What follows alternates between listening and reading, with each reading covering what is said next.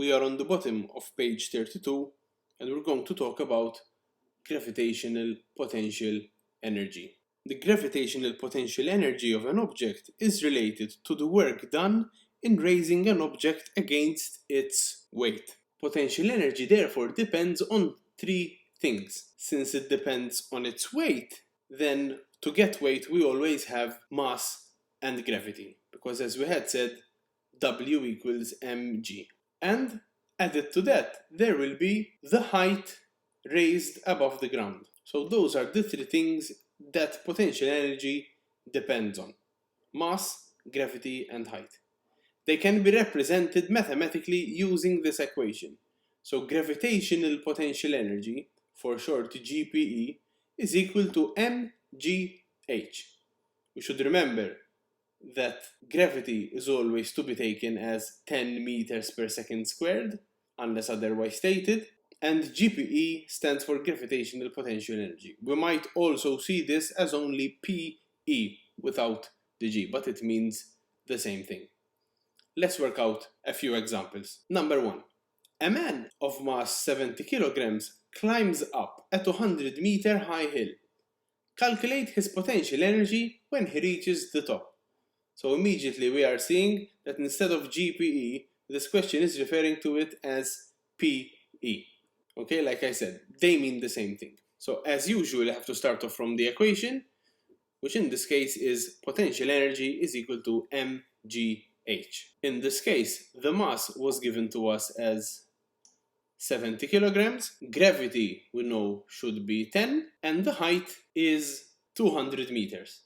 Plugging everything into the calculation, we get 70 multiplied by 10 multiplied by 200, which will give us 140,000 joules. Like I had said many times, ideally, since there are a lot of zeros there, we convert that number to standard form, which will be 1.4 times 10 to the power of 5 joules.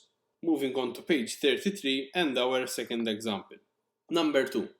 A jar of jam of mass 0.5 kilograms is dropped from the kitchen top, which is 1.2 meters high. Calculate the PE before the jar falls. Okay, so the information we're given so far is the mass is 0.5 kilograms, the height is 1.2 meters, gravity we know should be 10, and we have to find the PE. So as usual, we have to start from the equation, which is PE equals mgh.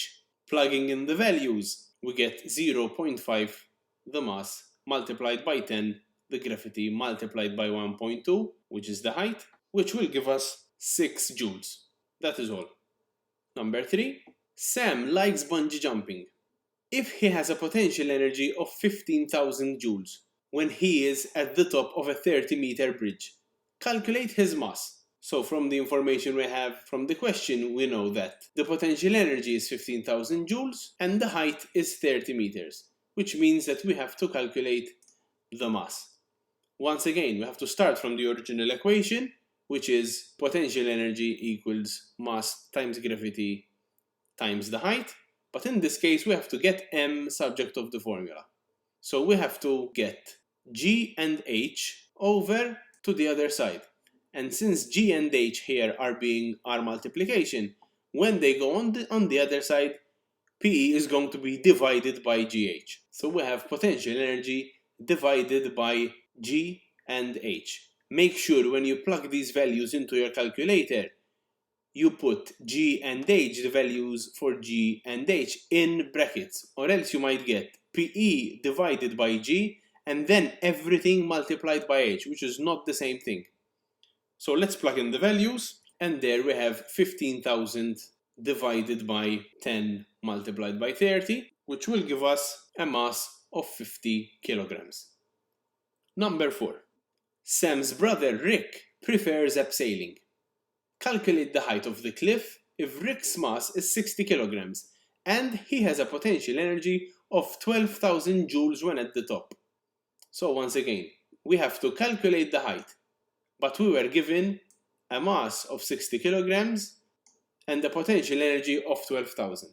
Starting off from the original equation, PE is equal to mgh, but in this case we have to get H subject of the formula, which will give us H is equal to the potential energy divided by the mass multiplied by gravity. Plugging in the values, we will get H equals 12,000 divided by 60 multiplied by 10.